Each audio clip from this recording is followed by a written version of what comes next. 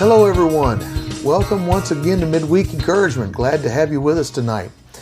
It's great to be together this way. Thank you so much for joining in on this journey. Please put some good positive comments down below or some good positive emojis. Do a lot of them. Share this video. Make it available to as many people as we can. And let's see if we can work on the algorithms and get this thing up and in the feed for more and more people to see. Appreciate all that you do there. Thank you so much. Tell somebody else about these times that we have together on Wednesday nights. And always, if for some reason you can't be here right on time, it's archived. You can look at this week or any other week that we've been working on these series. And you can look at them and make notes and read those areas in your Bible. Compare the Gospels for yourself. Do your own homework. Encourage you to do that. Thank you for joining in here. We are so excited to be working through this part of it. Our new series we started last week called Like a Child. So that's we're going to continue to work on that tonight. We're going to be in Matthew 17, if you'd like to go ahead and go there. Matthew 17, verses 19 to 21 to begin with, and we'll work from there. Appreciate it. Appreciate you being with us. I'm Ronald Rice, by the way, your host, the pastor of the Pentecostals of Salt Lake. Come see us some Thursday night at 7 or Sunday morning at 11. Love to see you face to face. Matthew 17, we are picking up where we left off last week. And of course, we started reminding you of the Mount of Transfiguration. Jesus comes down from that with the 3 disciples that were with him and finds an interesting circumstance when he gets there.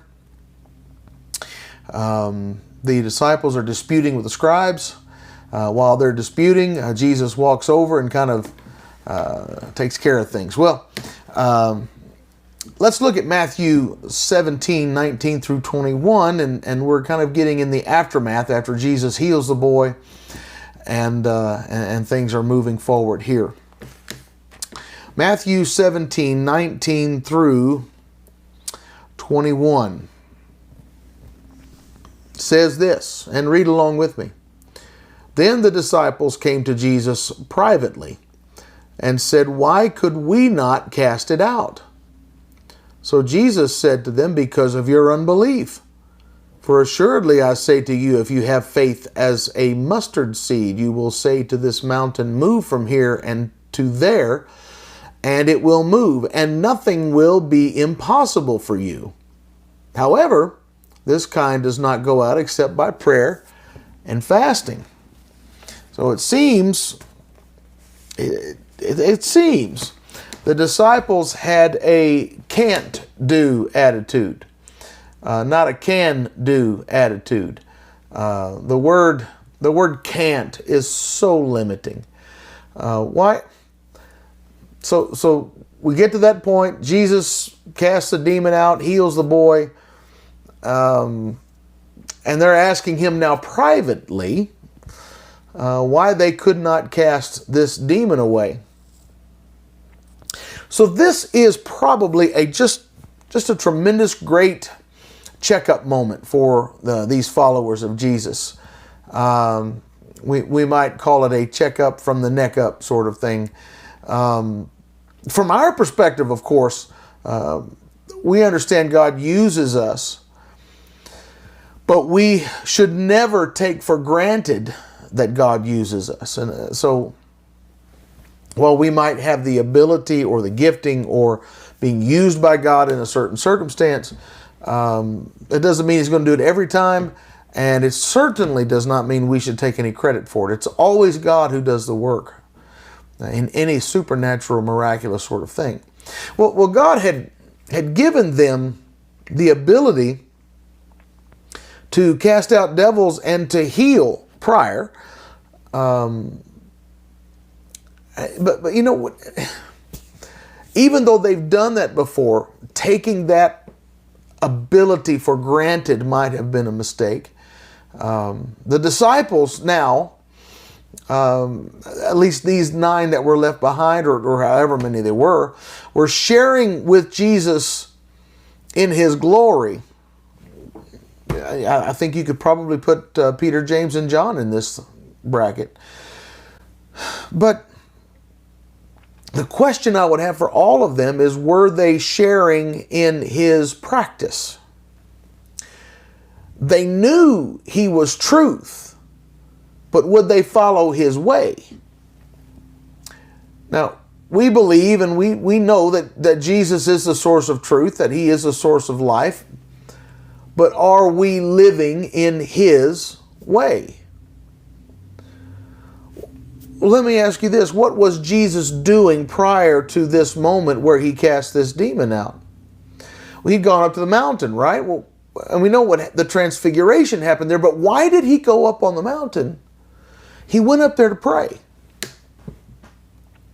He got away from everything to go pray. You know, there were times Jesus would pray all night long, and it looks like that this was one of those times. When is the last time that prayer consumed you rather than you just scheduling prayer? In other words, when you have your time of prayer, or you go to prayer and you're just consumed in prayer and time flies and you don't realize how long it's been. You see, if I want his results, I have to follow his method. Prayer should be what shapes me, not me shaping and controlling it.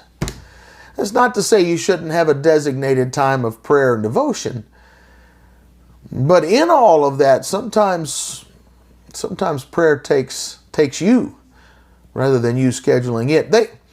So the disciples are told that they can't do this miracle, or could not do this miracle, because of their unbelief. Now, some believe that miracles come through prayer and fasting alone.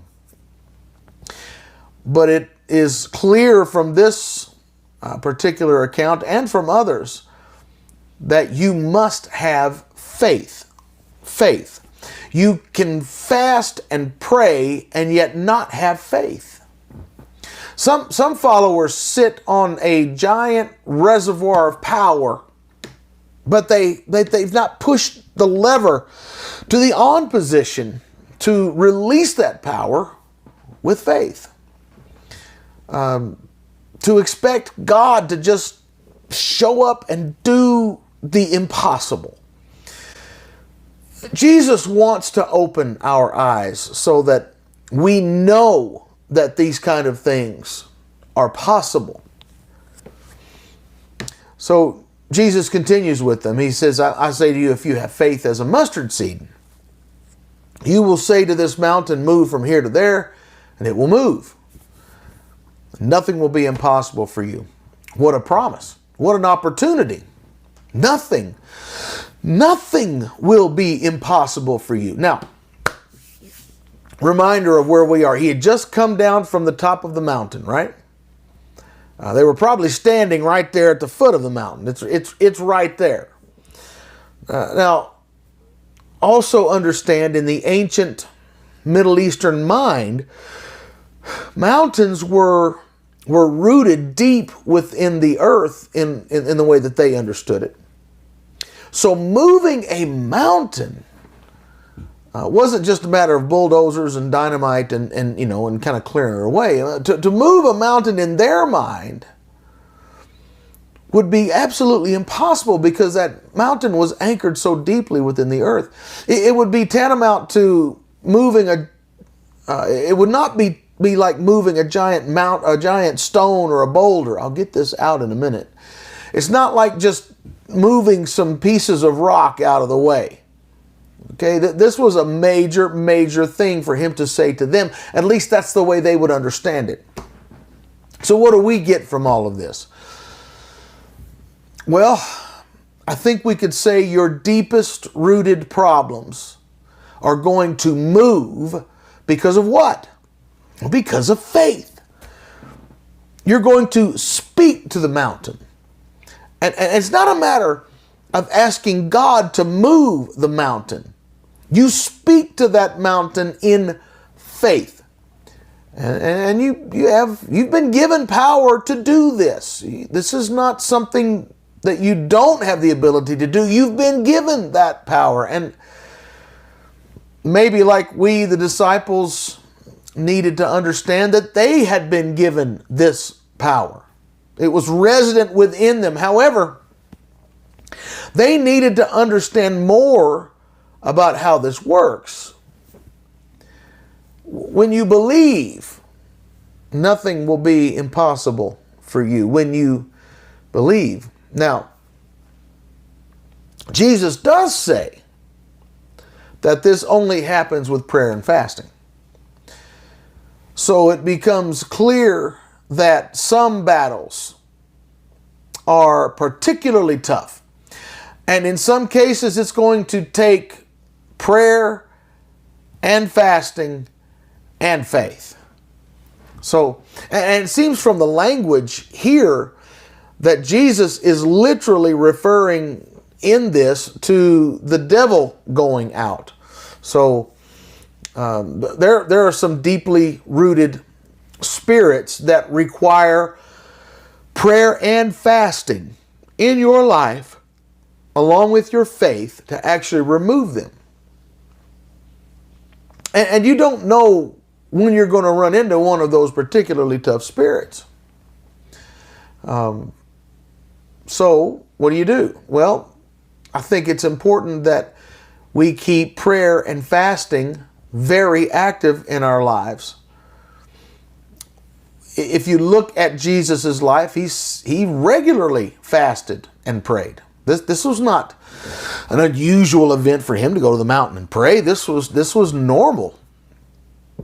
And it almost seems like the disciples are kind of riding on his coattails, so to speak. He's doing all of this, and they're just kind of riding the wave with him. But at this point, things aren't working out the way they wanted. So maybe they realize for themselves that they need to be practicing the same thing Jesus is practicing. Maybe they've realized that they need it for themselves. They are going to have to ascend the mountain. And if you've ever hiked a mountain or climbed a mountain, you know that climbing a mountain requires great effort and a willingness to climb. You have to have both. If you don't have a willingness to climb, why bother? But if you have the willingness, you're going to have to be willing also to put great effort into climbing that mountain. So what I mean by all of this is that the experience of doing what Jesus did, keeping the spiritual disciplines of fasting and prayer alive in your life, that is going to take great effort and a desire if you want to do these things. You're going to have to stretch yourself. Plan, prepare, because you have to be in good spiritual condition when you come upon situations like this. Just like an athlete has to constantly train and eat right and discipline his body, so too must we stay in good spiritual condition. So Paul used that analogy at length, talking about how he buffeted his body. Well, he didn't beat his body physically, but he was disciplining his spiritual body, his spiritual man, if you will, to be what he needed to be, and be ready for anything that happens. Your faith must be powered by prayer and fasting. Faith by prayer and fasting moves mountains. But even there, I think there's a little bit more. I would encourage you to go and read Isaiah 58 and look at this for what it is. That's where the prophet Isaiah begins to talk about a chosen fast. In fact, God speaks through Isaiah to Israel and tells them that even though they're fasting, He's not going to receive their fast. Well, why? What could possibly be wrong with fasting? Well, because there were other parts of their lives that weren't lining up so well. It seems from the text, they were abusing their labor force. They were mistreating the workers. So if they had employees, they weren't treating them right. They were working them too hard, too long for not enough pay. They were seemingly seeking out arguments. They weren't seeking peace. They were quick to anger and wrath. So they're trying to be good with God without being right, without things being right between them and other people. Some people have it that way. Some people are the other way around. They've got everything right with God, nothing good with people. Or some people have the other people thing down, but they don't have much of a relationship with God. It's all got to be there. So the chosen fast, according to Isaiah, includes some things like sharing food with the hungry and providing clothing for those who need extra clothing, treating your laborers correctly, being kind to one another, having good relationships with one another. In other words, taking care of each other. Now, fasting for spiritual purposes includes having good relationships with others as well. You could make the case that God would not even accept your fasting if the rest of your relationships are not in good order. 1 Peter 3 even talked about how a husband and a wife need to have good relationships. Otherwise, if there's instability between the husband and the wife, then their prayers would be hindered. Then you've got Mark 11:22. And that's where Jesus says, have faith in God. And assuredly, whoever says to this mountain, be removed and cast into the sea, and does not doubt in his heart, but believe that those things he says will be done, he'll have whatever he says. So whatever things you ask when you pray, believe you receive them and you will have them. Those are the words of Jesus. Dynamic words, but you can't stop there. Right after that, Jesus is telling them to make sure that there's no unforgiveness in their heart. See, you might believe God for great things. You might have great faith. But how does that work if you have stored up animosity against other people or you've wronged other people? How does that happen? We better make sure that we have things squared away with other people. You can believe, you can fast, you can pray, but if you have unforgiveness, it's going to short circuit all of it. If I can believe God for anything, surely I must also believe what God says about my relationships with others. You know, there's a number of times that Jesus kind of breaks away from his teaching or follows it up in some way by saying you better make sure you forgive. A lot of places. And so forgiveness is incredibly important. Let's move a little further. I want to shift over to the book of Luke, chapter 9, verses 43 to 45. We're trying to find areas where we get information and try to get these places that are not condensed, but give us a little more information along the way. Luke chapter 9, verses 43, 44, and 45. 9, 43, 44, and 45. And they were all amazed at the majesty of God.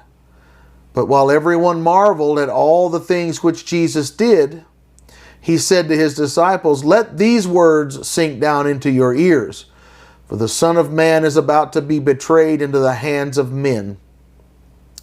But they did not understand this saying, and it was hidden from them so that they did not perceive it, and they were afraid to ask him about this saying. So, just again, to reemphasize what's happening here. So, you got the mountain of transfiguration, which we've suggested might have been the apex of Jesus' earthly ministry. It was a high point. They come down from the mountain. They see the scribes arguing with the remaining disciples. Jesus steps in, protects, and defends his followers. Then, while he's doing that, this man comes with his son who has epilepsy or some such thing, a spirit-induced thing. And that's a particularly low point. I mean, the poor guy, the boy is suffering and in great need of deliverance, and even having one of his seizures while Jesus and the boy's father are simply talking about it. Hey, how long's he had this problem? Then the boy's delivered and healed. And everybody's thrilled and amazed. Now we've gone from a low back to a high. And while he's on this high point, Jesus looks at his followers and says, "Hey, listen up. I'm about to be betrayed." And Jesus does this at a number of different points. I don't know if you've noticed this. At a high point, Jesus will interject something low, and at a low point, he'll bring in something that's higher, that makes you look up. It's as if he's trying to bring balance here. In other words, don't get so high on the mountain that you lose sight of the valley. And don't get so low in the valley that you can't see the mountaintop. What are some of these instances? Well, look, let's just stay there on the mountain. The transfiguration. When Jesus was glorified, he's shining. He's talking with Moses and Elijah. Well, what were they talking about? They were talking about his death or his exodus and all that he had to go through in Jerusalem. And while still on the mountain, though coming down from the mountaintop, what did Jesus discuss with Peter, James, and John? He talked with them about the fact that there were those who did what they pleased with John the Baptist, and they were about to do the same with him. When Peter had his revelation, "You are the Christ, the Son of the living God. You're the Messiah, the chosen one." Well, right after that, Jesus tells him that he's going to Jerusalem and to be turned over to evil men and to be crucified, but rise again on the third day. But notice how Matthew renders that moment that we just read in Luke. So we've got Jesus who's trying to bring balance. If it's a high, he's interjecting something low to keep it balanced, and vice versa. But in that moment where Jesus is saying this, Matthew 17, 22 and 23, you don't have to turn there right now, but you might want to look at it later. It says, "Now while they were staying in Galilee, Jesus said to them, 'The Son of Man is about to be betrayed into the hands of men.'" Now, this is where Matthew continues. "And they will kill him, and the third day he will be raised up. And they were exceedingly sorrowful." So he says this, and yet the disciples don't understand. They don't get it. And they're afraid to ask him about it. They still didn't get what he meant. You'd think they would catch this at some point. But it also says that they didn't understand the saying and that it was hidden from them so that they did not perceive it. But they certainly got the sadness of it. They were sorrowful. But they didn't get the whole rise again the third day part. It didn't compute. It didn't work.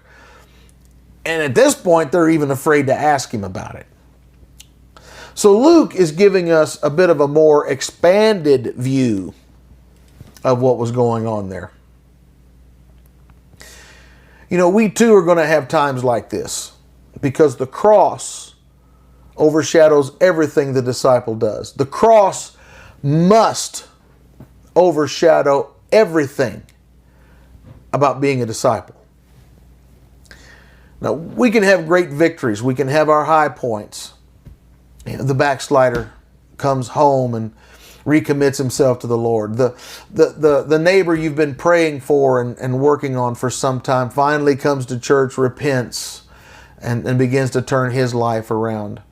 That sick individual you've been praying for is healed miraculously and completely recovers. But while you're on the mountain, in those high points, don't lose sight of the valley. Don't lose sight of the valley. Because it's the cross that gives us the high points. Don't forget to fast. Don't forget to pray. Because as sure as we have those high moments, we will also have low times. And while we are in those low moments of our life, the valley, the trials, however you want to define that, like the disciples were dealing with Jesus, they in those moments, Jesus would tell them, hey, the Son of Man is going to be glorified in His kingdom. In other words, He would try to balance where they are. When things were low, Jesus would talk about how wonderful it's going to be. And He'd tell some story about what heaven would be like. When things were heavenly and on the high point, then He would talk about the suffering and the death to come. He kept them in balance so that they wouldn't get so heavenly minded that they were no earthly good, or so earthly minded that they would forget about heaven. When I'm in the valley, I need to keep the mountaintop in view. And when I'm on the mountaintop, I need to be able to see the valley. I have once again run out of time, and I love these times together. I love looking at these things, studying through this, and preparing even for this, and to have this opportunity to share these things. And I'd love your feedback. If you'd like to throw some comments down below, that'd be great. Or if you have a question you need to ask, you can ask it in the comments or shoot me a message, call me, however you'd like to do that. At any rate, thank you. Thank you for joining in on these times that we have together on Wednesday nights. It's a pleasure. We meet every Wednesday night like this at 7:30 on either YouTube or Facebook Live. And please continue to join us here. And if you have to work or for some reason you miss one, go back and grab it in the archive. It'll be there. Go look at it. And again, even if you're looking at it in the archived view, you can still make comments and go through all those things. And thank you for doing that in advance. So until next time, when we are together once again for Midweek Encouragement, I'm inviting you to love God first and foremost. Love your neighbor as yourself. Fast and pray. Give generously. Believe and have faith with all of your heart. And now you go and make a disciple.